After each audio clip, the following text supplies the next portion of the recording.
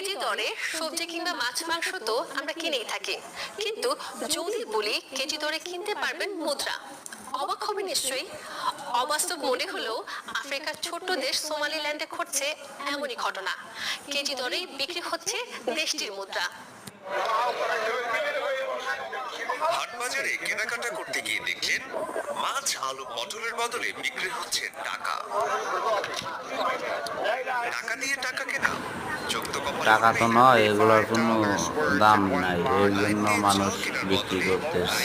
টাকা কিনতে আপনাকে বাংলাদেশি টাকায় একদমই সামান্য, সোমালিল্যান্ডে এর জন্য শাকসবজি বেচাবাদ দিয়ে টাকা বিক্রি করছে। রাস্তার ধারে মিলবে এ টাকার কোনো মূল্য নেই।